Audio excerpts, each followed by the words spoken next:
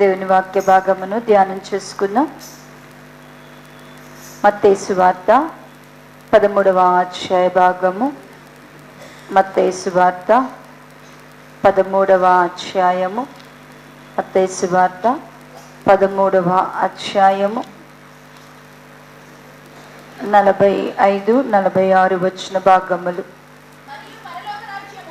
మరియు పరలోక రాజ్యము మంచి ముత్యములను కొనవెదుకుచున్న వాని పోలి ఉన్నది. అతడు అమూల్యమైన ఒక ముత్యము కనుగొని పోయి దానికి కలిగినదంతయు అమ్మి దానిని కొనును. చాలండి, ప్రార్థన చేద్దాం. స్తోత్రము స్తోత్రము స్తోత్రము నైనా ప్రేమ నమ్మకమైన తండ్రి, పరిశుద్ధుడా, శివాధిపతి, అద్వితీయ దేవ, కృపా సత్య సంపూర్ణుడా, నీకే వందనాలు స్తోత్రములు నాయనా. లోకములో పాపములో శాపములో నశించిపోతున్న మమ్మలను మీరెంతగానో ప్రేమించి పాపములో మేము నశించిపోకుండానట్లుగా నీ ఏకైక కుమారుణ్ణి మా ప్రియ రక్షకుడైన యేసు ప్రభువారిని మా నిమిత్తమై మీరు అనుగ్రహించున్నారు. యేసయ్యా, మీ ద్వారా ప్రభువా నాయన మాకు గొప్ప రక్షణ, విమోచన, విడుదలను మీరు ఇచ్చున్నారు ప్రభువా. మీ ద్వారా యేసయ్యా మాకు స్వస్థతను, ఆరోగ్యాన్ని మరలా దయచేస్తున్నారు. యేసయ్యా, మీ ద్వారా ప్రభువా నా తండ్రి నాయన ఆశీర్వాదానికి వారసులుగా మమ్మల్ని హెచ్చించి మా మీదున్న శాప కాడులను కొట్టివేస్తున్నారు. యేసయ్యా, మీ ద్వారా మమ్మలను ఐశ్వర్యవంతులుగా చేయుట కొరకు నాయన మా దారిద్రతను మీరు అనుభవించున్నారు. ఏమిచ్చి నీ రుణము తీర్చగలము నాయన? మీవన్నీ మాకు అనుగ్రహించున్నారు. మావన్నిటినీ మీరు భరించి ఉన్నారు, సహించున్నారు. మా నిమిత్తమై మీరు శిక్షింపబడి నాయన బాధింపబడి ఉన్నారు.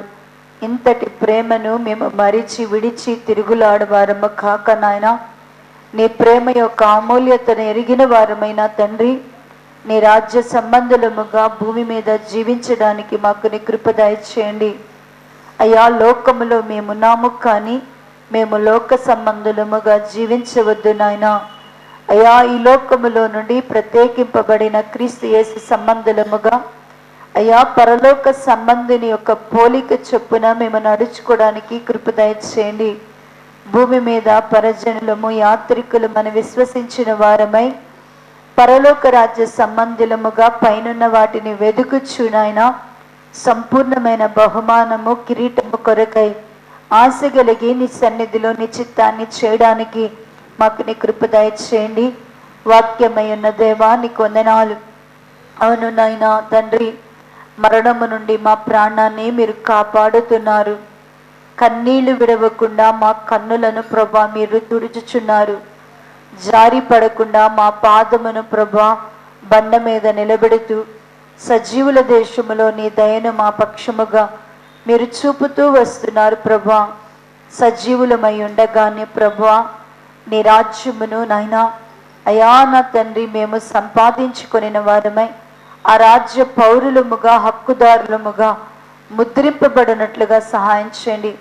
వాక్యములో నుండి మీరు మాతో మాట్లాడండి.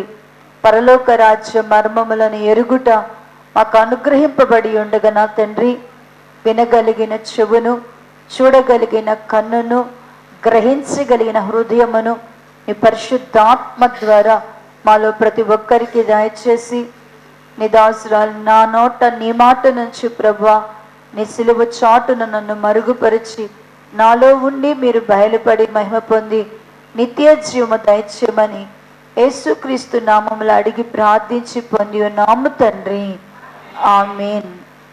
శరీకుడు వచ్చిన అందరికీ కూడా ప్రభువైన యేసుక్రీస్తు నామములో వందనాలు తెలియచేస్తున్నామండి. మరి చదవబడినటువంటి దేవుడు తన మహాకృపను బట్టి నా హృదయానికైతే దేవుని ఎదుట ఒక సంతోషం ఉంది. ఏంటి సంతోషము అంటే, దేవుడు అప్పగించినటువంటి పరిచర్యలో మరి ఏం బోధిస్తున్నామని ఎవరైనా ప్రశ్నిస్తే, ఏం ప్రకటిస్తున్నారని పరిశుద్ధాత్మ ప్రశ్నిస్తే ఖచ్చితంగా దేవుని దగ్గర ఏ ధైర్యం ఉందంటే, ప్రభువా ఏది నీకు ఇష్టమో అదే నేను చేస్తున్నాను ప్రభువా. మరి బోధకులైనటువంటి వారు ఏం చెప్పాలో, మరి పరలోక రాజ్య సంగతులను, క్రీస్తును గూర్చిన మర్మములను మాత్రమే వివరిస్తున్నాం ప్రభా. ఈ లోక సంబంధులుగా ఎవరిని చూడటం లేదు, ఈ లోక సంబంధులుగా ఉండాలని ఎవరి విషయంలో కోరుకోవటం లేదు. సంఘం అంతా కూడా దేవుని వద్దకు వచ్చే వారందరికీ కూడా పరలోక పౌరసత్వాన్ని కలిగిన వారుగా భూమి మీద పరలోక సంబంధులుగా ఉండాలనేది మా ఆశ.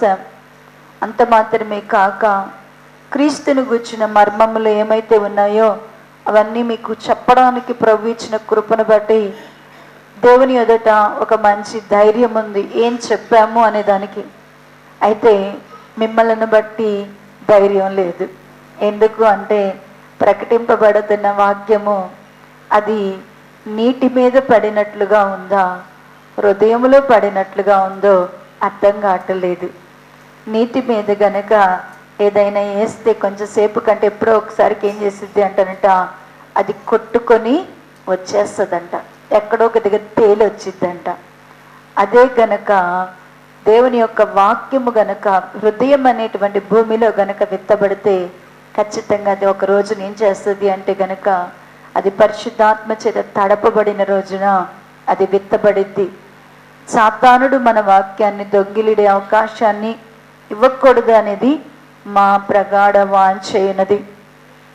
మరి 2024 సంవత్సరం అంతా దేవుడు తన మహాకృపను బట్టి మనల్ని కాపాడి మరి దేవుని యొక్క సన్నిధిలో దేవుని వాక్యాన్ని ధ్యానించడానికి దేవుడిచ్చిన ఈ శ్రేష్టమైన సమయాన్ని బట్టి స్తుతిస్తూ యేసుక్రీస్తు ప్రభువారు తన యొద్దకు వచ్చినటువంటి ప్రజలతో దేవుడు అనేక ఉపమానాలను చెప్తూ వస్తున్నారు.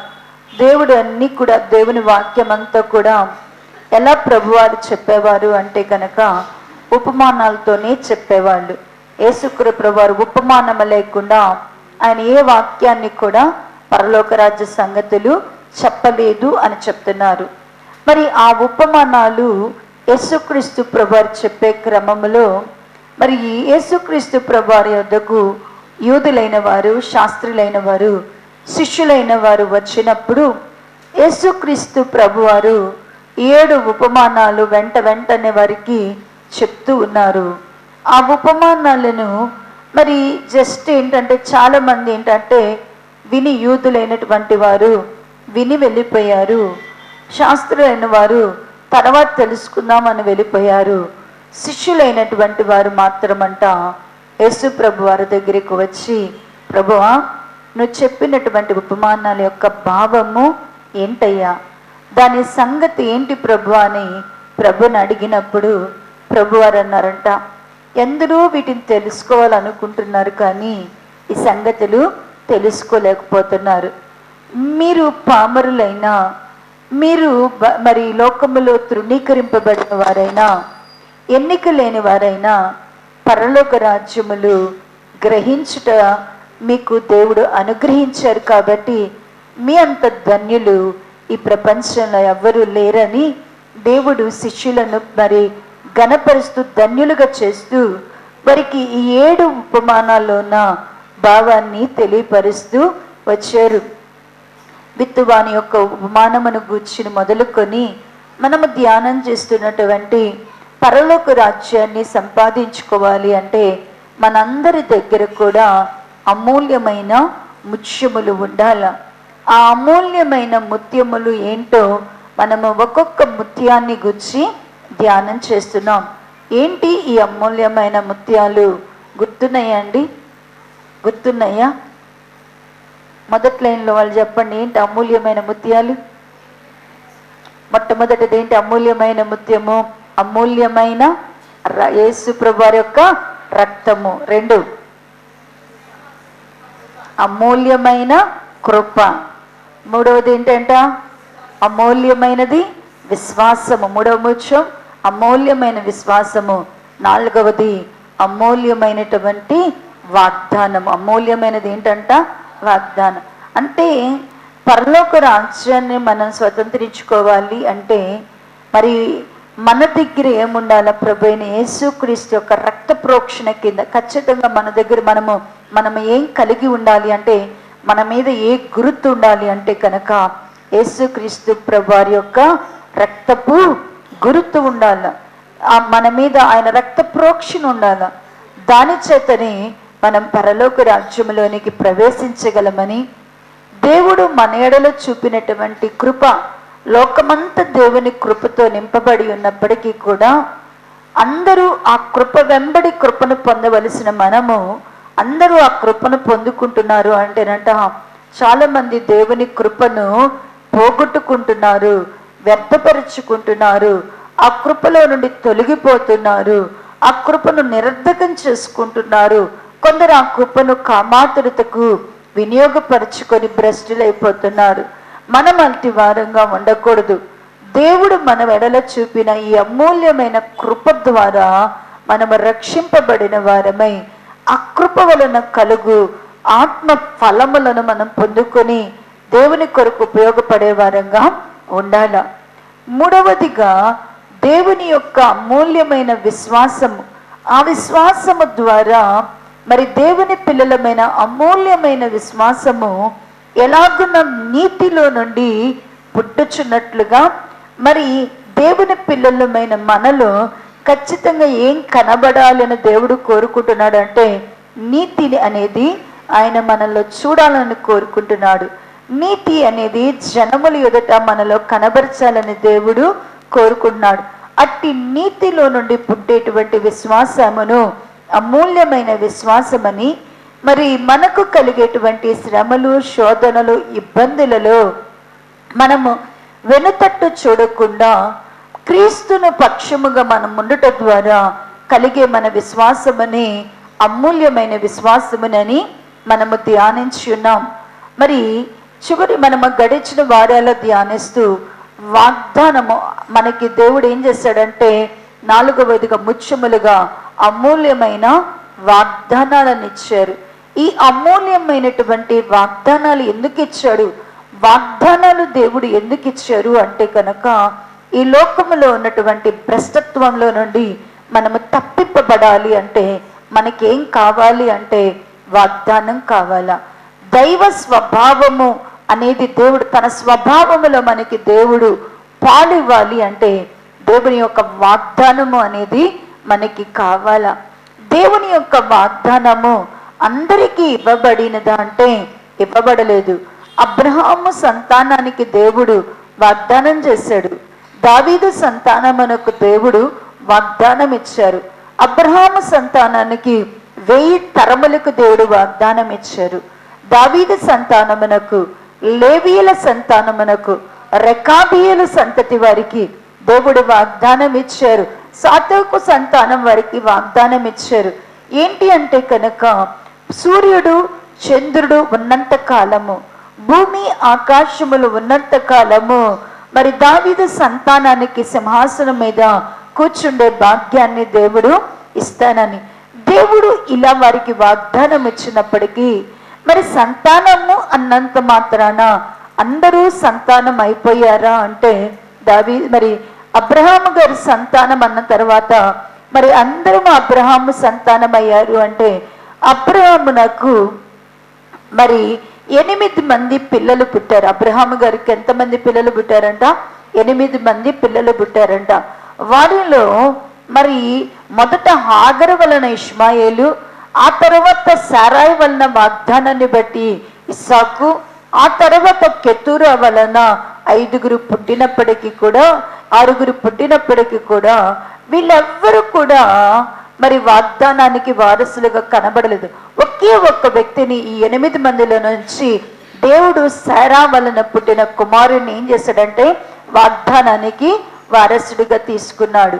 అలాగనే ఇస్సాకు మరి వాగ్దానానికి వారసుడిగా ఇస్సాకుకు 2 కుమారులు పుట్టిన వాగ్దానానికి వారసులుగా 2లో ఎవరు మిగిలారు అంటేనంట యాకోబు మాత్రమే మిగిలారు. యాకోబు సంతానాన్నంతటికీ కూడా వాగ్దానానికి వారసులుగా చేసిన వారిలో 11 మంది ఏమంటే మొత్తం 13 మందిగా ఇచ్చాడు దేవుడు. ఎందుకు 13 మంది అన్నాను? 13 మందిని ఎంచారంట. యాకోబుకు పుట్టింది 12 మందే కానీ దేవుడు 13 మందిగా ఆశీర్వదించారు. ఎందుకు అంటే కనుక యేసేపు గారికి దేవుడు 2 కుమారులను ఇచ్చారు, మనష్షే ఎఫ్రాయిములు. వారిని కూడా ఏం చేశారంటే ఎవరిలో కలిపారంటే గోత్రాలుగా కలిపేశారంట. ఏసేబుని తీసేసి ఏం చేశారంటే ఏసేబు సంతానం అనేటువంటి మరి మనిషి ఎఫ్రాయిములను గోత్రకర్తలుగా దేవుడు చేశాడు. అయితే ఈ 11 మంది గోత్రకర్తలుగా ఉన్న ప్రకటన గ్రంథంలోనికి వచ్చే తల్లికి దాను గోత్రం కనబడదు. ఎవరి గోత్రం కనపడదు అంటే కనుక దాను గోత్రం కనబడదు. వారి వాగ్దాన ఫలమును వారు పోగొట్టుకున్నారు. మరి ఇలాగున ఎంతో మంది అబ్రహాము సంతానంగా కనబడిన అందరూ వాగ్దానానికి వారసులుగా ఉన్నారు అంటే అందరూ వాగ్దానానికి వారసులుగా లేరు. వాగ్దానానికి వారసులు కావాలి అంటే ఎవరు వాగ్దానానికి వారసులు అంటే ఎవరైతే అబ్రహాము సంతానం అంటే ఎవరు అంటే కనుక అబ్రహాము సంతానము అంటే ఎవరు అంటే కనుక ఎవరైతే మనం ధ్యానం చేస్తున్నాం, ఎవరైతే మారు మనసు పొంది ప్రభువైన యేసుక్రీస్తు ద్వారా రక్షింపబడతారో వారే అబ్రహాము సంతానం అయి ఉన్నారు.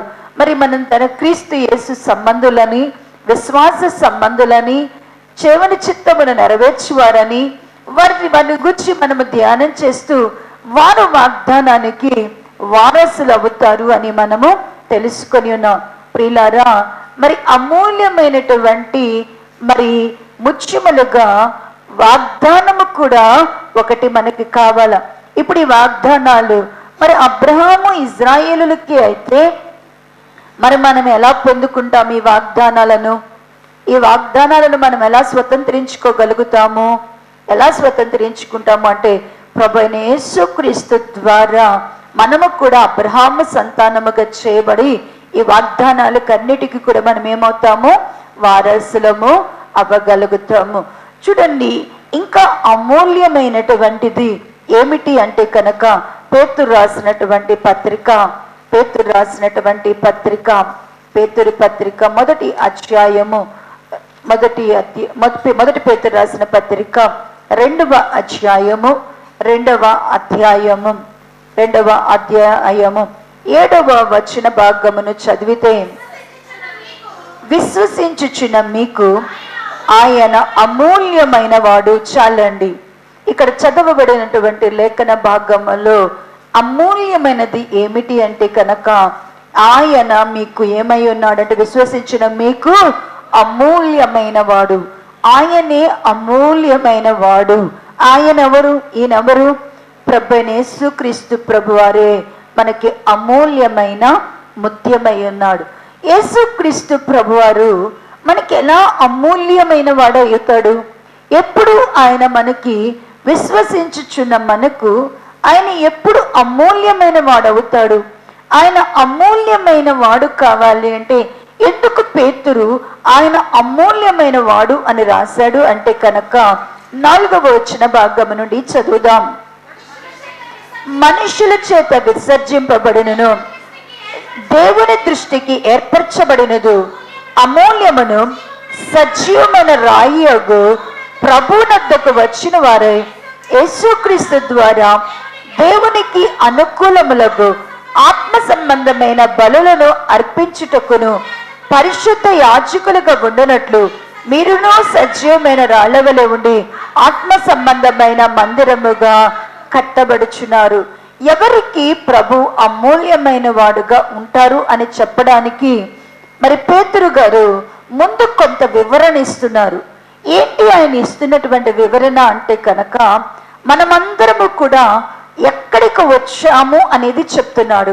మనందరము ఎవరి దగ్గరికి వచ్చాం, ఎక్కడికి వచ్చాము అంటేనంట మరి దేవుని చేత ఏర్పరచబడినటువంటి అమూల్యమును సజీవమైనటువంటి రాయి దగ్గరికి వచ్చామంట. మనం అందరూ ఎక్కడికి వచ్చామంట? సజీవమైన అమూల్యమును సజీవమైన రాయి దగ్గరికి వచ్చాం. ఇప్పుడు ఈ సజీవమైనటువంటి ఈ అమూల్యమైన రాయిని గురించి ఎందుకు పేతురు గారు చెప్తున్నాడు? ఏంటి ఈ రాయ? ఈ సజీవమైనటువంటి రాయి దగ్గరికి వచ్చిన వారికి దేవుడు ఏమై ఉన్నాడంట? అమూల్యమైన వాడుగా ఉన్నాడట. అమూల్యమైన ఈ సజీవ రాయి దగ్గరకు వచ్చి ఎవరైతే సజీవమైన రాళ్ల వల్లే మలచబడి ఆత్మ సంబంధమైన మందిరంగా కట్టబడుతున్నారు. ఈ మాట మీరు అర్థం చేసుకోవాలి. మనందరము ఆయన మనకు అమూల్యమైన వాడు కావాలి అంటే, ఆయన మనకు అమూల్యమైన వాడు కావాలి అంటే, ఆయనే నీకు అమూల్యమైన ముత్యంగా దొరకాలి అంటే, అంతే కదా. చాలా మందికంట, నేను మీకు ఒకసారి ఒక కథ చెప్పాను, మీకు ఎంతమందికి గుర్తుంటుందో లేదు. ఒక రోజంట ఒక రాజు ఉన్నాడంట. ఆ రాజు ఒక తలంపు వచ్చిందంట ఒక రాజుకి. ఏం తలంపు వచ్చింది అంటే కనుక, తను ఒక ఊరికి వెళ్ళాలా, ఆ ఊరిలో వాళ్ళందరికీ ఏదైనా సహాయం చేయాలా, ఆ ఊరిలో ఉన్న పేదరికాన్ని పోగొట్టడానికి, అక్కడున్నటువంటి యవనస్తుల్ని బాగు చేయడానికి నేనేదేమైనా చేయాలనుకున్నంట ఆ ఊరికి వెళ్ళాడంట. వెళ్తేనంట ఆ ఊరికి వెళ్ళిన తర్వాత రాజుగారంట అక్కడ ఉన్నటువంటి చాలా మంది యవనస్తుల్ని పిలిచాడంట. పిలిచి అన్నాడంట, ఏమన్నాడంటే కనుక, మీకేం కావాలో కోరుకోండి, ఈరోజు మీరు ఏది అడిగినా కూడా నేను మీకు చేస్తాను అన్నాడంట. అంటే ఒక్కొక్క యవనస్తుడు వచ్చి, ఒకడు నాకు ఉద్యోగం కావాలన్నాడంట, ఒకడు నాకు ఇల్లు కావాలన్నాడంట, ఒకడు నాకు బంగారం కావాలన్నాడంట, ఒకడు పొలం కావాలన్నాడంట, ఒకడు వాళ్ళకి ఏదేది రిక్వైర్మెంట్స్ ఉన్నాయో అవన్నీ అడిగాడంట. ఒక యవనస్తుడు మాత్రము అడగటం లేదంట, ఏమీ అడగటం లేదంట. ఏమి అడగకపోతే అందరూ అన్నారంట, నీకేదో కావాలి కదా, అడుగు అడుగు అని నడుపున్నాడంటే భయపడుతున్నాడంట. భయపడుతుంటే, ఎందుకు భయపడుతున్నావు, అడుగు అడుగు అంటే ఇంకా భయపడుతున్నాడంట. అప్పుడు రాజు అడిగాడంట, నేనున్నాడంట, నీకేం కావాలో చెప్పు, అదేదైనా నేను ఇస్తాను అంటేనంట. అప్పుడు అన్నాడంట, నాకు నీతో ఉండడం కావాలి అన్నాడంట. నాకు నీతో ఉండడం కావాలి అన్నాడంట. అందరూ ఆశ్చర్యపడ్డారంట, నాకు నువ్వే కావాలి, నీతో ఉండడం నాకు కావాలి అన్నాడంట. అప్పుడు అన్నారంట, ఏంటి ఈ కోరికేంటి, అందరూ అన్నపానాలను, వెండి బంగారాలను, ఆస్తులను, ఐశ్వర్యాలను, మరి ఉద్యోగాలను, పొలాలను ఇన్ని అడిగితే రాజుతో ఉండడం కావాలని కోరుకున్నా, ఎప్పుడు నేను నీతో ఉండాలి అని కోరుకున్నావు, ఎందుకు కోరుకున్నావు అంటే అప్పుడు అన్నాడంట, మనం ఏదైనా మంచి భోజనం అడిగితే, ఆహారం అడిగితే అది బహిర్భూమిలోకి వెళ్ళిద్ది, పొలం అయితే కొంతకాలానికి అది ఏమైపోతుంది, కానీ రాజుతో నేనున్నాను అంటే రాజే నాకు కావాలన్నాడంటే రాజువన్నీ కూడా ఏమవుతాయి, రాజువన్నీ ఏమవుతాయి, నాయే కదా. ఇప్పుడు అమూల్యమైన రక్తము ఒక ముత్యమైతే, అమూల్యమైనటువంటి కృప ఒక ముత్యమైతే, అమూల్యమైన విశ్వాసము ఒక ముత్యమైతే, అమూల్యమైన వాగ్దానం ఒక ముత్యమైతే, అంతకంటే శ్రేష్టమైనది అమూల్యమైన క్రీస్తు కూడా మీకు కావాలంటే ఆయన దొరుకుతాడు. మీకు కావాలంటే ఆయన దొరుకుతాడు, మీతో ఉంటాడు, మీతో వస్తాడు. ఆయన ఎక్కడుంటే అక్కడ మిమ్మల్ని కూర్చుండబెట్టుకుంటాడు. మీరెక్కడుంటే అక్కడ ఆయన ఎక్కడుంటే మీరెక్కడుంటారు, మీరెక్కడుంటే ఆయన అక్కడ ఉండగలడు. ఆయన నీకు కావాలా? ఆ అమూల్యమైన ముత్యము నువ్వు కూడా ఈ కోరుకుంటే, నాకు ఈ ముత్యము కావాలంటే ఎలా సాధ్యము? ఈ ఆయన నీతో ఎప్పుడు ఉండాలా? నీవు ఆయన ఎక్కడ ఉంటే నువ్వు అక్కడ ఉండాలి. అంటే ఏం చేయాలో పేతురు గారు చెప్తూ అంటున్నాడు కదా, అయ్యా ఆయన మీతో, మీరు ఆయనతో ఉండాలి అంటే, ఆయన మీతో, మీరు ఆయన ఎక్కడున్నాడో మీరు అక్కడ ఉండాలి అంటే మీరందరూ ఏం చేయాలి అంటే కనుక, ఆయన ఇక్కడ చెప్తున్నాడు కదా, ఆయన అమూల్యమును సజీవమైన రాయి అయి ఉన్నాడు. ఆయన ఎవరై ఉన్నాడో తెలుసుకోండి. ఆయన ఏమై ఉన్నాడంట? అమూల్యమును సజీవమైన రాయి అయి ఉన్నాడు ఆయన. ఇప్పుడు ఆయన అమూల్యమును సజీవమైన రాయి అయి ఉన్నారు. మీరు కూడా ఎలా మారాలి అంటేనంట, మీరు కూడా, మనం కూడా ఎలా మారాలంట, మనం కూడా సజీవమైనటువంటి రాళ్ళలాగా మలచబడి మనం కూడా ఏమవ్వాలంట, ఆయన అమూల్యమైన సజీవమైన రాయి అయి ఉన్నాడు. మీరు కూడా ఏం మార్చబడాలా? అమూల్యమైనటువంటి సజీవమైన రాళ్ళలాగా మార్చబడి, రాళ్ళగా ఉన్న మీరు ఆత్మ సంబంధమైన మందిరం అవ్వాలా. రాళ్ళైన మీరు ఆయనతో కలిసి మీరు ఎలా కట్టబడాలి అంటే కనుక, మీరు మందిరంగా కట్టబడితే ఆయన మీతో ఉంటాడు, మీరు ఆయనతో ఉంటాడు. ఇప్పుడు చెప్తాడు, షూలమ్మతి చెప్తుంది కదా, నేను ఆయన దానను, ఆయన నావాడు. ఎవరికి ఇవ్వట్ల ఛాన్స్. ఏం చెప్తుందంట చూడండి, పరమగీతముల రాస్తూ అంటుంది, పరమగీతముల గ్రంథము, పరమగీతములు 2:16 ఒక్కసారి చూడండి. 2:16 నా ప్రియుడు నావాడు, నేను అతని దానను. ఇక్కడ అంటున్నాడు కదా, ఇక్కడ షూలమ్మతి అంటుంది 2:16లో, నా ప్రియుడు నావాడు, నేను అతని దానను. ఎంత చెప్తుందంటే, ఆయన నావాడు, నేనెవరి దాన్ని అంటే ఆమె. ఇప్పుడు ఆయన మనకు అమూల్యమైన వాడు కావాలి అంటే, యేసుక్రీస్తు ప్రభువారు మనకి ఇప్పుడు అమూల్యమైన రక్తముగా నీకు దొరకాలి అంటే, నీ చేతిలో ఉండాలి అంటే, ఆయన దగ్గర నువ్వు ఉండాలి అంటే, ఖచ్చితంగా నువ్వేం చేయబడాలి అంటే, నువ్వు కూడా షూలమ్మతి చెప్పినట్లుగా నేను ఆయన తానను, ఆయన నావాడని.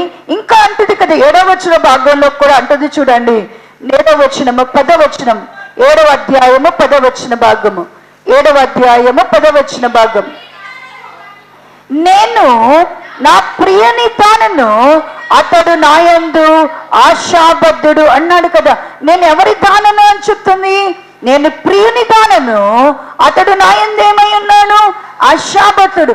అంటే ఇలాంటి అనుభవాన్ని నువ్వు చెప్పుకోవాలి అంటే, ఆయన నావాడు అని నువ్వు చెప్పుకోవాలంటే, నేను ఆయన దానం అని చెప్పుకోవాలి అంటే, ఆయన దానను నేను, ఆయన నందు ఆశాబద్ధుడని నువ్వు చెప్పుకోవాలంటే, దేవుని పిల్లలైనటువంటి మనము ఆయన సజీవమైన రాయిగా నీ వద్దకు వచ్చి ఉండగా, నీవు కూడా ఏం చేయబడాలి అంటేనంట, సజీవమైన రాయిలాగా మార్చబడాలి. ఖచ్చితంగా నువ్వేమయ్యాలా, సజీవమైన రాయిగా మార్చబడి ఆత్మ సంబంధమైన మందిరంగా ఏం చేయాలా, కట్టబడాలా. దేవుని పిల్లలైనటువంటి మనము దేవునికి ఆత్మ సంబంధమైన మందిరంగా కట్టబడాల. ఎప్పుడు దేవుని మందిరంగా మనం కట్టబడగలుగుతాం? ఎందుకు? దీనికంటే ముందు ఈ సజీవమైన రాయి కనుక మన దగ్గర ఉంటే ఏంటి మనకి ప్రయోజనం? ఇప్పుడు యేసయ్య నీ వాడయ్యాడు, ఎందుకు ఆయన నీ వాడు కావాలా? ఎందుకు ఆయన అమూల్యమైన వాడుగా నీకు ఉండాలా? ఆయన ఉంటే, ఆయన సజీవమైన అమూల్యమైన రాయిగా ఉంటే ఏంటి నీకు ఉండేటువంటి గొప్ప జయం ఏంటి నీకు ఇచ్చేది ఏంటి? చూడండి, ఆ అమూల్యమైనటువంటి రాయిని గురించి మాట్లాడుతూ దానియేలు గ్రంథము 2వ అధ్యాయము, దానియేలు రాసినటువంటి గ్రంథము 2వ అధ్యాయము, దానియేలు 2వ అధ్యాయము 32 నుంచి 34 వరకు ఒక్కసారి చదవండి. 31 నుంచి చదవండి అమ్మా. రాజా, తాము చూచుచుండగా బ్రహ్మాండముకు ఒక ప్రతిమ నాకు కనబడను కదా. ఈ గొప్ప ప్రతిమ మహాప్రకాశమును భయంకరమైన రూపము గలదై తమరి ఎదుట నిలిచెను. ఆ ప్రతిమ యొక్క శిరస్సు మేలుది బంగారమైనది, దాని రొమ్మును భుజముల నుండి వెండివియు, దాని ఉదరమును తొడలను ఇత్తడివియు, దాని నొక్కాళ్ళు ఇనుపవియు, దాని పాదములలో ఒక భాగము ఇనుపదియు, ఒక భాగము మట్టిది అయి ఉన్నదను. మరియు చేతి సహాయము లేక తీయబడిన ఒక రాయి ఇనుమును మట్టియు కలిపిన ఆ ప్రతిమ యొక్క పాదముల మీద పడి దాని పాదములను తుత్తునీయులుగా విరగొట్టినట్టు తమరకు కనబడను కదా. అంతటా ఇనుమును మట్టియు ఇత్తడియు వెండియు బంగారమును ఏకముగా దంచబడి కళ్ళములోని చెత్తవలే కాగా వాటి స్థలము ఎచ్చట దొరకకుండా గాడ్ని వాటిని కొట్టుకొని పోయెను. చాలా తర్వాత అన్నాడు, ప్రతిమను విరగొట్టిన ఆ రాయి సర్వభూతలమంతా మహాపర్వతమాయను. చలండి, ఇక్కడ ఒక రాయిని గురించి మాట్లాడుతున్నారు. ఏంటి ఈ రాయి అంటేనంట, ఇది మనిషి చేతి సహాయము లేకుండా పర్వతములో నుండి ఏంటంటే ఈ రాయి తీయబడిందంట. ఎవరి సహాయం లేకుండా అంట? చేతి సహాయం లేకుండా ఈ రాయి పర్వతంలో వచ్చిందంట. ఎందుకు ఈ రాయిని గుచ్చి మరి దేవుడు రాయించి పెట్టాడు అంటే కనుక, బబులోను దేశంలో నెబుకద్నెజరు అనే రాజుకి ఒక కల వచ్చిందంట. రాత్రంతా కల వచ్చింది. ఆ కళ అంతా బాగా తెల్లారిందాక వచ్చింది. తెల్లారులేసేటట్టు కళ మర్చిపోయాడు.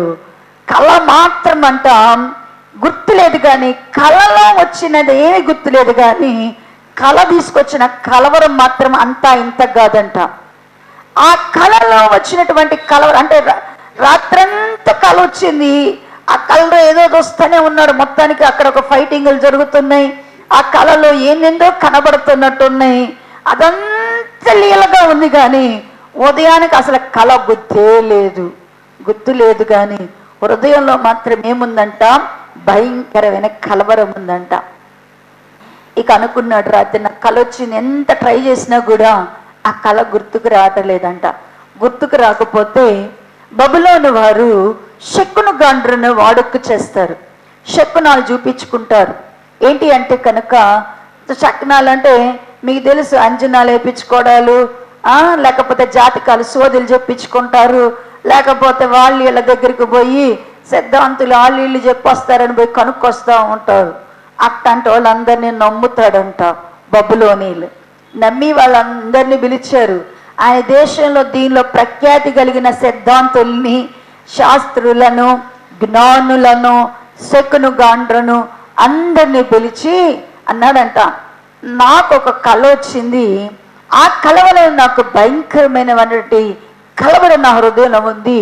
మీరందరూ కళ చెప్పాలా, ఆ భావం చెప్పాలా, లేకపోతే మిమ్మల్ని చంపేపిస్తాను దేశంలో లేకుండా అంటే, అప్పుడు వాళ్ళందరూ అడుగుతున్నారంట, అయ్యా కళ చెప్పు, దాని భావం మేము చెప్తామంటే, కళ చెప్పను, కళ నాకు గుర్తులేదు, గుర్తుంటే చెప్తాను కదా, కళ గుర్తులేదు, కానీ కళ మీరే చెప్పాలా, భావం కూడా మీరే చెప్పాలి అన్నప్పుడంట, అది అసాధ్యమైనప్పుడంట, మరి బబులోను దేశంలో ఉన్నటువంటి జ్ఞానులకు కూడా ఈ వర్తమానం వచ్చింది. ఎవరు చెప్పలేని పరిస్థితుల మధ్య త్వరలో వీళ్ళందరూ కూడా చనిపోయే పరిస్థితులు వచ్చినప్పుడు, వీళ్ళందరినీ కూడా ఒక దినం లోపల మీరు చెప్పకపోతే మిమ్మల్ని అందరినీ కూడా సంహరిస్తానని రాజు ఆజ్ఞ వచ్చినప్పుడు, ఆ వర్తమానము ఆ దేశంలో జ్ఞానులుగా ఉన్నటువంటి దానియేలు, షడ్రకు, మేషకు, అబేద్నెగోలకు కూడా చెప్పబడినప్పుడు వాళ్ళు ప్రార్థన చేస్తున్నారంట. దానియేలు గారు దేవుని సన్నిధిలో ప్రార్థన చేసినప్పుడు దేవుడంట కళ ఎవరికి వచ్చింది? కళ ఎవరికి వచ్చింది? అసలు నెబుకద్నెజరుకు వచ్చింది. ఇప్పుడు దేవుడంట ప్రార్థన చేస్తేనంట మరి నెబుకద్నెజరు గారు ఏదైతే కళ మర్చిపోయాడో ఆ కళని ఎవరికి మరలా చూపించాడంట? దానియేలు గారికి చూపించారు. దాని భావాన్ని కూడా దేవుడు ఏం చేశాడంట? వివరింప చేశాడంట. అప్పుడు దానియేలు గారు మరి నెబుకద్నెజరు దగ్గరికి వెళ్ళి, అయ్యా నేను చెప్తాను, కళను దాని భావములను చెప్పగలిగిన వాడు మాత్రం ఒక్కడే, ఆయనే నేను సేవించుచున్న జీవము కలిగిన దేవుడు, సృష్టికర్త అని చెప్పి అప్పుడు ఏం చెప్పాడు అంటే, అయ్యా రాత్రి మీకు వచ్చిన కళ ఏంటి? మీకు వచ్చిన కళ ఏంటి అంటే కనుక ఒక పెద్ద ప్రతిమను చూశారు. ఆ ప్రతిమ ఎలా ఉంది అంటే దాని తలంతా కూడా బంగారంతో చేయబడి ఉన్నది. దాని యొక్క భుజాలంతా కూడా, దాని భుజములు అన్ని కూడా ఎలా ఉన్నాయి అంటే కనుక వెండితో ఉన్నాయి. దాని యొక్క ఉదరము అంతా కూడా, కడుపు ఇవంతా ఈ భాగం అంతా కూడా ఎట్లా ఉంది అంటే కనుక ఇత్తడితో ఉన్నది. ఇంకా తొడలు కాళ్ళ దగ్గరకు వచ్చే తలికేమో ఒక ప్రక్కేమో ఇనుముగా కనబడుతుంది, ఒక ప్రక్కేమో మట్టిగా కనబడుతుంది అన్నాడంట. ప్రతిమకి ఎన్ని రకాలైన తగిలించి పెట్టారంటే గనక అన్ని పైన తలేమో బంగారము, భుజాలు చేతులేమో వెండి, ఉదర భాగము కడుపు భాగం అంతేమో, చెస్ట్ కడుపు అంతేమో ఎలా ఉందంట ఇత్తడి, మరి తొడలు ఏమో ఒకటి పక్కేమో మట్టి కనపడుతుంది, ఒక పక్కేమో ఇత్తడి కనపడుతుంది. ఇప్పుడు ఈ ప్రతిమ ఉందయ్యా, ఈ ప్రతిమ ఉంటే ఈ ప్రతిమ బాగా మహిమతో బాగా సర్వలోకము కంటే ఎక్కువగా కనపడుతుంది. అయితే ఒక చిన్న రాయి వచ్చిందయ్యా, ఒక చిన్న రాయి వచ్చింది. చేతి సహాయం లేకుండా పర్వతముల నుంచి ఒక చిన్న రాయి దొర్లుకుంటూ వచ్చింది. ఆ వచ్చిన రాయి ఆ కాళ్ళను ఒక్కసారి తాకగాని, ఆ కాళ్ళను తాకగాని ఆ కాళ్ళు మొత్తము ఇనుపు మట్టివి కనబడినవి ఏమైపోయినాయి అంటే పగిలిపోయినాయి. అది కింద పడగానే, కాళ్ళను కొట్టగానే ప్రతిమ ఏమైపోయిందంట, కింద పడిపోయిందంట. కింద పడిపోయిన దానితో ఆ రాయి ఏం చేసింది అంటే శిరస్సు దాకా కూడా ఆ ప్రతిమను ఏం చేసింది అంటే కనుక పొడిలాగా చేసిందంట. పొడిగా చేస్తే ఆ కొంచెం సేపటికి ఆ ప్రతిమ యొక్క నామ రూపాలు లేకుండా వెళ్ళిపోయినది. ఆ రాయి మాత్రము పర్వతమంతా పెద్దదైపోయి నిలబడింది. దీని అర్థమును గురించి చెప్తూ అప్పుడు చెప్తున్నాడు దానియేలు గారు నెబుకద్నెజరు, అయ్యా ఆ యొక్క తల ఎవరు అంటే కనుక అది నీకు సాదృశ్యముగా ఉన్నది. అది దేవుడు కొంతకాలము నీకు దేవుడు ఈ ప్రపంచం మీద ఏం చేస్తున్నాడంటే ఆధిపత్యం ఇస్తున్నాడు. నీకు ఆధిపత్యం ఇచ్చిన కాలములో అది బంగారములాగా ఉంటది. ఆ తర్వాత ఒక్కొక్క రాజ్యాన్ని గురించి దేవుడు చెప్తూ ఆ క్రింద వరకు గ్రీకు రాజ్యం వరకు చెప్పారంట దేవుడు. గ్రీకుల వరకు చెప్పిన తర్వాత ఇప్పుడు ఆ రాయిని గురించి మాట్లాడుతూ ఆ రాయిని గురించి ఆ రాయి ఏంటో చెప్తూ చూడండి ప్రియులారా, 4వ అధ్యాయ భాగము 2వ అధ్యాయ భాగము 44వ వచన భాగమును చదవండి. ఆ రాజుల కాలములో పరలోకమందున దేవుడు ఒక రాజ్యము స్థాపించును, దానికెన్నటికీ నాశనము కలగదు. ఆ రాజ్యము దాని పొందిన వారికే గాని మరెవరికి చెందదు. అది ముందుగా చెప్పబడిన రాజ్యములన్నిటినీ పడగొట్టి నిర్మూలము చేయను గాని అది యుగ యుగముల వరకు నిలుచును. చేతి సహాయము లేక పర్వతము నుండి తీయబడిన ఆ రాయి ఇనుమును, ఇత్తడిని, మట్టిని, వెండిని, బంగారమును పగలగొట్టగా తమరు చూచితిరే. ఇందువలన మహాదేవుడు ముందుగా జరగబోవు సంగతి రాజునకు తెలియచేసినాడు. కలనిశ్చయము దాని భావము నమ్మదగినదని దానియేలుతో చెప్పాను అంటున్నాడు. ఏంటి ఆ తీయబడిన రాయి? ఏంటి ఆ యొక్క చిన్న రాయి ఏంటి అంటేనంట దేవుడి కొరకు సిద్ధపరచబడుతున్నటువంటి దేవుని యొక్క రాజ్యము. ఏంటి అంటేనంట అది రాజ్యము. దాన్ని ఇంకా ఎలా చెప్తున్నాడంటే అది పొందిన వారికే తప్ప, అనుగ్రహము కలిగిన వారి తప్పితే అది అందరూ కూడా ఏం లేదంట పొందలేరు. అందరికీ సజీవమైన రాయి దొరకదు. అందరికీ క్రీస్తు అంటే పరలోక రాజ్యములోనికి పోవాలి అంటే అది అనుగ్రహము కలిగిన వారు తప్పితే ఈ రాయిని ఎవరైనా పొందగలరా అంటే పొందలేరు. ఇది పొందిన వారు మాత్రమే ఎక్కడ ఉంటారంట దేవుని యొక్క రాజ్యముగా మారుతారు. ప్రియా దేవుని పిల్లలారా, పేతురు గారు దీనిని వివరించడానికే ప్రయత్నం చేస్తున్నాడు. ఏంటి అంటే కనుక మనము విశ్వసించుచున్నటువంటి యేసుక్రీస్తు ప్రభువారు అమూల్యమైన వాడు. ఆయన అమూల్యమైన రాయి, అమూల్యమైన వాడు, సజీవమైనటువంటి అమూల్యమైన మూల రాయి అని ఆయన చెప్తున్నాడు.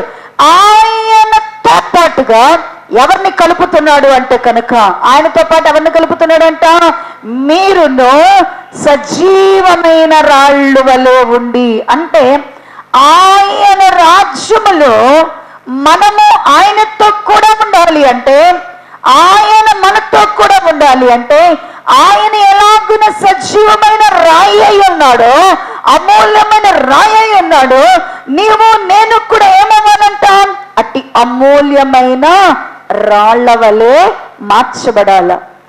మనము అమూల్యమైన రాళ్ళ వలె ఆయన అమూల్యమైన రాయి నీకు దొరకాలి అంటే నువ్వు కూడా ఎలా మార్చబడాలి? ఇప్పుడు అమూల్యమైన రాయిలాగా నువ్వు కూడా ఏం చేయాలా? మార్చబడాల. నీవు కూడా ఒక సజీవమైన రాయి వలె మార్చబడాల. ఎప్పుడు దేవుడు నీకు అమూల్యమైన వాడుగా నీతో ఉంటాడు. ఆయన అమూల్యమైన రాయిగా నీకు ఎప్పుడు దొరుకుతాడు. ఎప్పుడు ఆయన రాజ్యములోనికి నిన్ను అమూల్యమైనటువంటి ఆ రాతితో పాటుగా నేను నిలబెడతాడు అంటే కనుక చూడండి ప్రియులారా, ఎఫ్ఎస్సి రాసినటువంటి పత్రిక, ఎఫ్ఎస్సి పత్రిక 2వ అధ్యాయము, ఎఫ్ఎస్సీలకు రాసినటువంటి పత్రిక, ఎఫ్ఎస్సి పత్రిక 2వ అధ్యాయము, 2వ అధ్యాయము, ఎఫ్ఎస్సి పత్రిక 2వ అధ్యాయము 19వ వచ్చిన భాగము నుండి చదవండి. కాబట్టి మీరిక మీదట పరజనులను పరదేశులను ఎందుక పరిశుద్ధులతో ఏకపట్టణస్తులు దేవుని ఇంటి వారినై ఉన్నారు.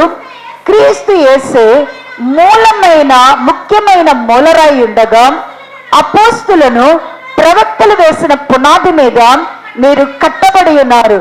ప్రతి కట్టడమును ఆయనలో చక్కగా అమర్చబడి ప్రభువునందు పరిశుద్ధమైన దేవాలయ మగుటకు వృద్ధి పొందుచున్నది. ఆయనలో మీరు కూడా ఆత్మ మూలముగా దేవునికి నివాస స్థలముగా ఉండుటకు కట్టబడుచున్నారు. ఆయన ఈ రెండుటిని వెంట వెంటనే ఉన్నాడు. ఇక్కడ శూలమతి చెప్తుంది ఆయన నావాడు, రెండు మాట్లాడుతుంది ఒకే టైంలో. ఏముంది? ఆయన మా నావాడు, నేను ఆయన దానను. ఇప్పుడు ఆయన అమూల్యమైన రాయి, నువ్వు కూడా వెంటనే ఏమవ్వాలా? నువ్వు కూడా ఏమవ్వాలా? అమూల్యమైన రాయిగాలు. ఈ రెండు రాళ్ళు కలిస్తేనే ఇప్పుడు ఏమవుతాడంటే ఆయన మనకు అమూల్యమైన వాడు. ఈ మాట మీరు అర్థమయ్యాల. ఆయన నావాడు, ఆయన నావాడు అంటే నువ్వు చెప్పుకుంటే సరిపోవాలా. నువ్వు కూడా ఏమవ్వాలా? మళ్ళీ ఏమవ్వాలా? నేను ఆయన దానను అనుకోవాలి. ఆయన దానవు నువ్వు అవ్వాలా, అప్పుడు ఆయన నీ వాడు అవుతాడు. ఇప్పుడు ఆయన అమూల్యమైన సజీవమైన రాయి, నువ్వు కూడా ఏమవ్వాలా? నీవు కూడా అమూల్యమైన సజీవమైన రాయి. ఈ రెండు రాళ్ళు ఒక దగ్గర కట్టబడితేనే కానీ, ఒక దగ్గర అమర్చబడితేనే కానీ ఆయన విశ్వసించే వారికి ఏమవ్వడంటండి? అమూల్యమైనవి. ఇప్పుడు ఈ రెండు రాళ్ళు ఒక దగ్గరికి చేరాలా? ఆయనకి ఏమో ఆ అమూల్యమైన రాయికేమో మూల రాయి అని పెట్టుకుంటే, ఇప్పుడు నువ్వేమవ్వాలా? ఆ మూల రాయి మీద ఉండేటువంటి అమర్చబడేటువంటి ఇంకొక రాయి అవ్వాలి, సజీవమైన రాయి అవ్వాలి. ఆయన మూల రాయి, ఆ రాయి మీద నువ్వేమవ్వాలి? ఇంకొక రాయిగా అమర్చబడాల. ఇప్పుడు ఈ రెండు రాళ్ళు కలిస్తేనే కానీ, ఈ రెండు రాళ్ళు ఒక కట్టడలో ఉంటేనే కానీ అమూల్యమైన రాయి పరలోకంలోను, ఈ రాయి భూమి మీద ఉండడానికి కాదు. ఈ రెండు ఎక్కడ ఉండాలంటే ఎక్కడ ఉండాలంటే రెండు రాళ్ళు ఒకే దగ్గర ఉండాల. ఈ అమూల్య రాయి అనే క్రీస్తు మూలరాయిగా ఉండాలా, నీవు కూడా ఆ రాయిలో అమర్చబడేటువంటి సజీవమైన రాయిగా ఉండాలి. ఈ రెండు ఒక దాంట్లో అమర్చబడితేనే క్రీస్తు మీకేమై ఉంటాడు అంటే కనుక అమూల్యమైన వాడై ఉంటాడు. ఈ రెండు అమర్చబడాలి అంటే, ఈ రెండు ఒక దగ్గర అమర్చబడాలి అంటే ఏం చెయ్యాలా?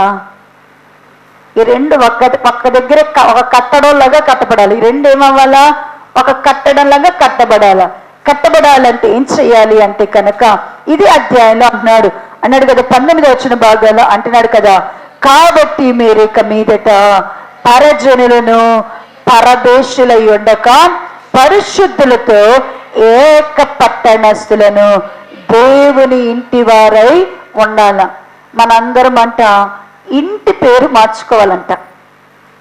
మన పట్టణాన్ని, మనం ఏ పట్టణానికి వెళ్ళాలో మన ఇంటి పేరు అంటే ఏమవ్వాలంట? మార్చుకొని మనం ఎవరి ఇంటి పేరు అవ్వాలంట? ఎవరి ఇంటి వారమై ఉండాలంట? దేవుని ఇంటి వారముగా. ఈ రోజున దేవుని బిడ్డలు దేవునిలో అమర్చబడాలి అంటే, ఇంకా దేవుని దగ్గర ఎలా ఉంటున్నారంటేనంట చాలా మంది ఎలా ఉన్నారంటే పరజనులుగానే ఉంటున్నారు. చాలా మంది ఇంకా ఎలా ఉన్నారంటే పరదేశులుగానే ఉంటున్నారంట. పరజనులు పరదేశులు అంటే ఎవరండి? పరజనులు పరదేశులు అంటే ఇంట్లో ఉన్నారు, ఇంట్లో చుట్టాలు వచ్చారు, చుట్టాలు వస్తే మా ఇల్లు అంటారు, అది మా ఇంటికి వెళ్ళిపోతామండి అంటారు. ఎవరి ఇల్లు వాళ్ళది. పరదేశీయులు వచ్చారనుకోండి, ఎవరైనా యాత్ర చేస్తే వచ్చారనుకోండి, వాళ్ళు ఎంతసేపు ఉంటారు? కొంచెంసేపు ఉండి మళ్ళీ వెంటనే వెళ్ళిపోతారు. ఇప్పుడు మనము అలా ఉండకూడదంట.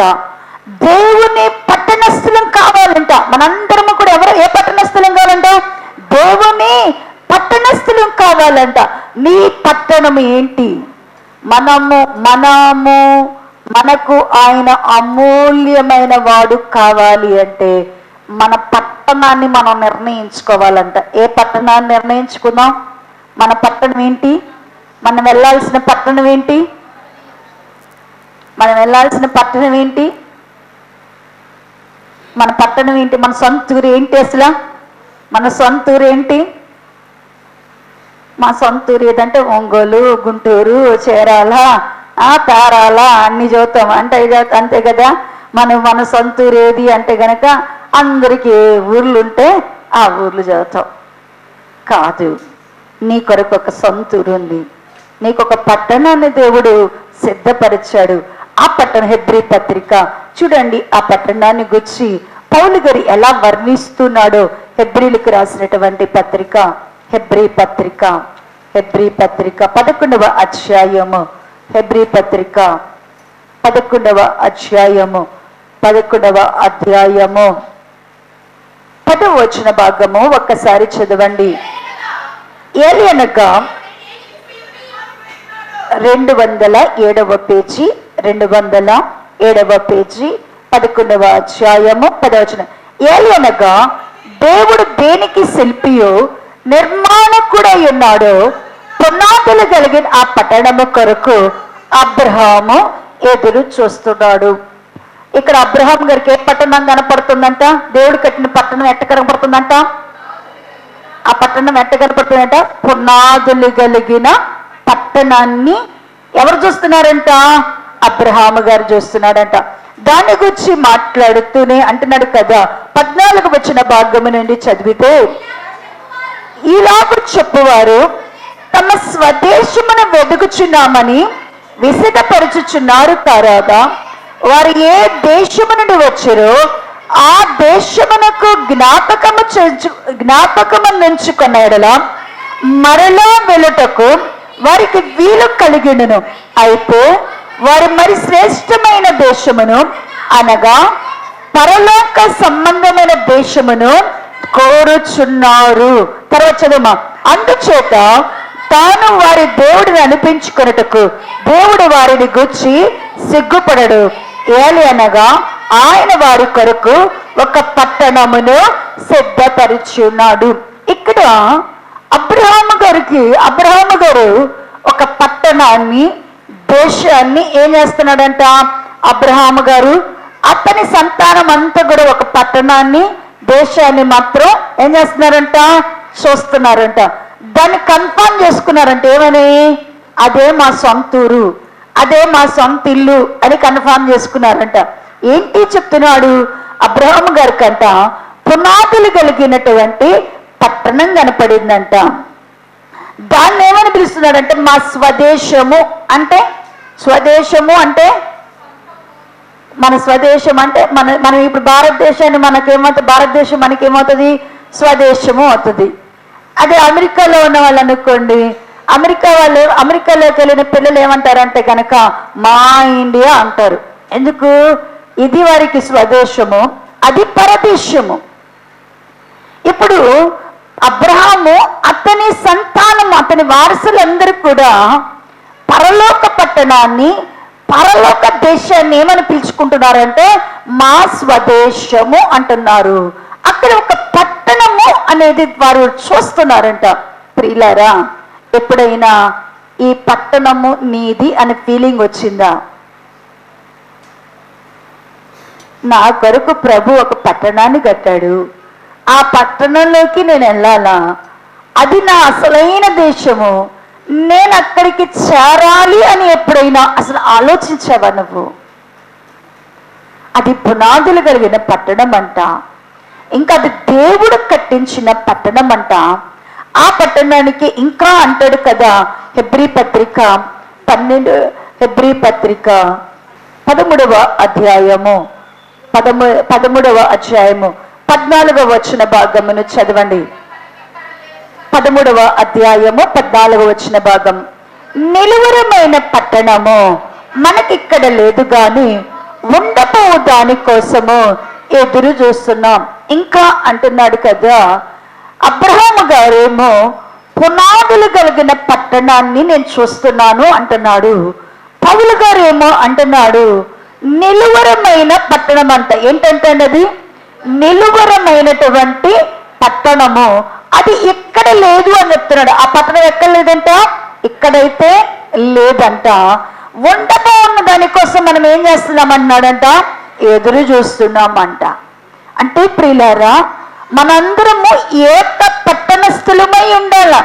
అంటే ఆయన మనకి అమూల్యమైన వాడుగా, అంటే యేసయ్యా నువ్వు నాతోనే ఉండాలా, నేను ఎక్కడికి వెళ్తే అక్కడికి రావాలా, నేను అక్కడ కూర్చుంటే అక్కడ కూర్చోవాలా, నేను పడుకున్నప్పుడు నాతో ఉండాలా, నేను కూర్చున్నప్పుడు నాతో ఉండాలా, నేను మాట్లాడుతున్నప్పుడు నాతో ఉండాలా, పరీక్ష రాసేటప్పుడు నాతో ఉండాలా, చదువుకునేటప్పుడు నాతో ఉండాలా, ఉద్యోగం చేసేటప్పుడు నాతో అడుగుతారా లేదా? అడుగుతారా? నా చేతిలో నీ చెయ్యి ఎందుకు అటు సెకండ్ చదిలేడనక? ప్రయాణంలో నాతో ఎందుకు ట్రైన్లో అటు కూర్చొని పక్కన కూర్చొని రావడానిక? దిగంగానే ఆయన ఎవరో నువ్వేవా అవడానిక? పడుకునేటప్పుడు రాత్రంతా నన్ను కాపలాగా హృదయానికి వెళ్ళిపోమండానిక? ఎందుకు అడుగుతావుగా? నువ్వు అడగకుండా ఉండటం లేదుగా.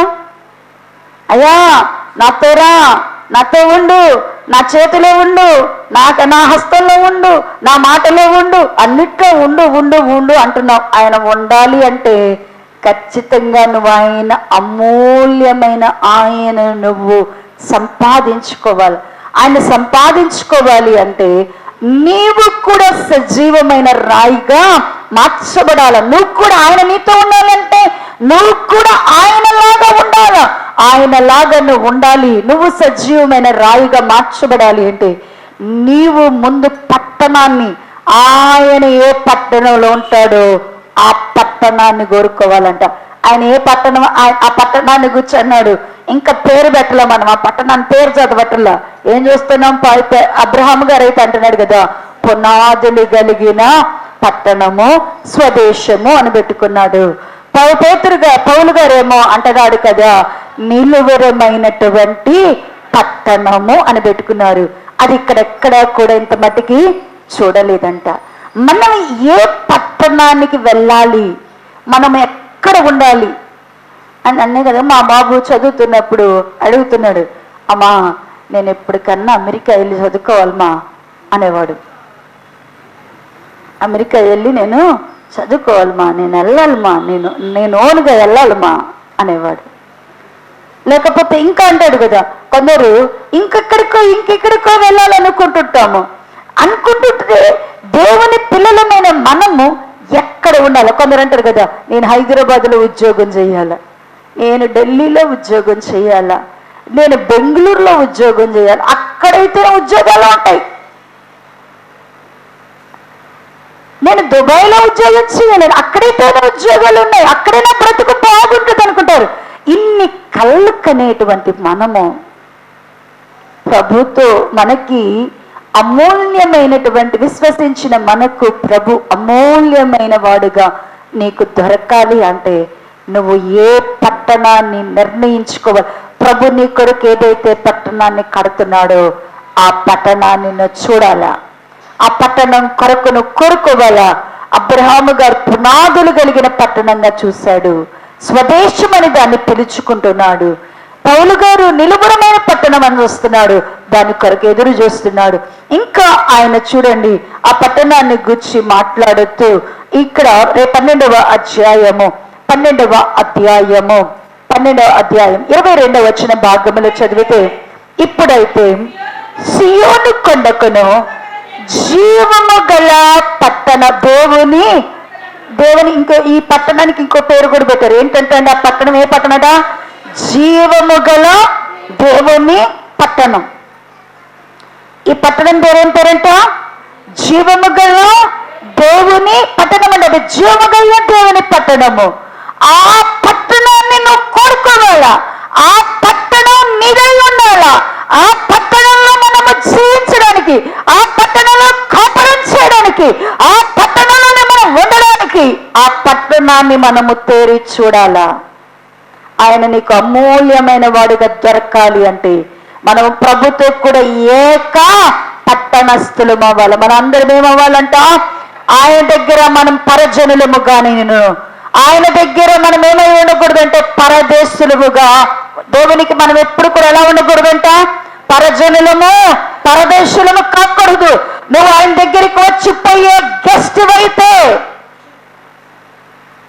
మనం దేవుని దగ్గర గెస్ట్ లాగా వచ్చిపోయామనుకోండి, ఆయన్ని గెస్ట్ లాగా పిలిపించుకున్నాం అనుకోండి, ఆయన ఎప్పటికీ నీకు అమూల్యమైన ముత్యంగా దొరకడు, అమూల్యమైన రాయిగా నీకు దొరకడు.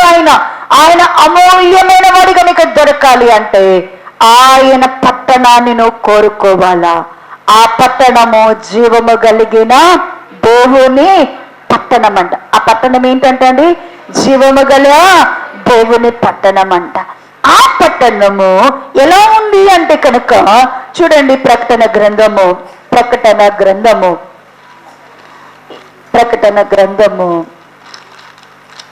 21వ అధ్యాయము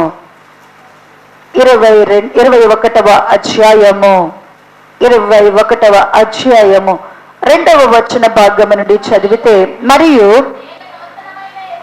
నేను నూతనమైన యెరూషలేమును, ఆ పరిశుద్ధ పట్టణము తన భర్త కొరకు అలంకరింపబడిన పెండ్లి కుమార్తె వలె సిద్ధపడి పరలోకమందున్న దేవుని యొద్ద నుండి దిగివచ్చుట చూచితిని. అప్పుడు ఇదిగో దేవుని నివాసము మనుష్యులతో కూడా ఉన్నది, ఆయన వారితో కాపురముండుదురు, వారు ఆయన ప్రజల యందురు, దేవుడు తానే వారి దేవుడై ఉండి వారికి తోడై ఉండును. చాలండి, ఇక్కడ రాస్తూ అంటున్నాడు కదా, మరిలా ఆ పట్టణాన్ని అన్నాడు. ఆ పట్టణానికి ఇక్కడ ఇంకొక పేరు, కానీ ఆ పట్టణానికి ఇంకొక ప్రాధాన్యత కలపడుతుంది. ఏంటి అంటే కనుక ఈ ప్రాధాన్యత ఏంటంటే, మరియు నేను నూతనమైన యెరూషలేము అను పరిశుద్ధ పట్టణాన్ని చూస్తాడు. ఆ పట్టణం ఏంటంట? ఏ పట్టణం అంటే అట్టండి? నూతనమైన పరిశుద్ధ పట్టణం. ఏ పట్టణం అంట? పట్టణం ఏంటండి? పరిశుద్ధ పట్టణం అంట. ఇంకా దానికి పేరు పెట్టలా, దాని క్వాలిటీసే ధ్యానం చేస్తున్నాం. ఆ పట్టణం ఎట్లాంటిది? పునాదులు కలిగిన పట్టణము, నిలువరమైనటువంటి పట్టణము, జీవము కలిగిన పట్టణము, పరిశుద్ధ పట్టణం. ఇప్పుడు ఈ పట్టణాన్ని ఏం చేయాలంటే మనందరం కూడా ఆ పట్టణాల్లోనికి వెళ్ళి ఉండాల, ఆ పట్టణాన్ని కోరుకోవాలంట. ఇప్పుడు ఖచ్చితంగా మనందరం దేన్ని కోరుకో? ఏ పట్టణంలో ఉండాలని కోరుకోవాలా? ఏ పట్టణంలోకి ఉండాలంటే ఏదైతే నిలువరమైన పట్టణమని, పునాదులు కలిగిన పట్టణమని, జీవము కలిగిన పట్టణమని, పరిశుద్ధ పట్టణమని, దేవుడు ఏ పట్టణం యొక్క ఆ యొక్క గుణాలను గురించి దేవుడు మాట్లాడుతున్నాడో ఆ పట్టణానికి ఇప్పుడు పేరు పెట్టాడంటే, ఏం పేరు పెట్టారు అంటేనే కనుక నూతన యెరూషలేము. ఆ పట్టణం పేరేంటండి? నూతన యెరూషలేము. ఆ నూతనమైన యెరూషలేము పట్టణాన్ని ఎవరైతే కోరుకుంటారో, యేసు ప్రభు వారు ఇప్పుడు ఎక్కడ, ఏ పట్టణంలో ఉండబోతున్నాడంట? ఏ పట్టణంలో ఉండబోతున్నాడంట? నూతనమైన యెరూషలేములో ఉండబోతున్నాడు. తన భార్య, తనలో అమర్చబడిన వారు ఎక్కడ ఉండబోతున్నారు అంటే కనుక ఆ నూతనమైన యెరూషలేములో. అందుకని అన్నాడు కదా, ఆ పట్టణం అంట పెండ్లి కుమారుని కొరకు అలంకరింపబడిన పెండ్లి కుమార్తెలాగా ఉందంట. ఆ పట్టణం అసలు ఎట్టుందంట? చూడ్డానికి ఎట్టుందంట? పెండ్లి కుమార్తెలాగా ఉందంట. భర్త కొరకు అలంకరింపబడిన పెండ్లి కుమార్తెలాగా ఉంది. ఈ పట్టణము త్వరగా ఏమవుతుందంట? దిగి రాబోతుందంట. ఆ పట్టణంలో ప్రభు ఏం చేయబోతున్నాడు అంటే ఇక్కడ అదే చెప్తున్నాడు కదా, ఇదిగో దేవుని నివాసము మనుష్యులతో కూడా, నేను ఆయన దానను, ఆయన నావాడు. నేను ప్రియుని దానను, ఆయన నాయందు ఆశాబద్ధుడు. ఆయన సజీవమైన రాయి, నేను కూడా సజీవమైన రాయి వలె. ఇప్పుడు మేము ఆ సజీవమైన రాయిలో, ఆ మూలరాతిలో నేను కూడా ఏం చేయబడాలా? అమర్చబడాలా. అమర్చబడితేనే ఆయన నాకేమవుతాడు? అమూల్యమైన దేవుడుగా, అమూల్యమైన వాడుగా క్రీస్తు నీకు దొరుకుతాడు. క్రీస్తు నీకు దొరకాలి అంటే, క్రీస్తు నీకు దొరకాలి అంటే అలాగున నీవు ఆయన పట్టణపు వాడవుగా, ఆయన పట్టణపు దానవు కావాలా. తర్వాత ఆయన ఇంటి వారమై ఉండాలి. మనందరం ఏమవ్వాలంట? పట్టణం చూసుకోవాలా. తర్వాత పట్టణంలో నుంచి ఎక్కడికి వెళ్ళాలంట? ఇంటిలోకి వెళ్ళాలంట. ఆయన ఇంటి వారంగా మార్చబడాలా. అది ఏంటో వచ్చి వారము ధ్యానం చేద్దాం. తలలు వంచినట్లయితే ప్రార్థన చేసుకుందాం.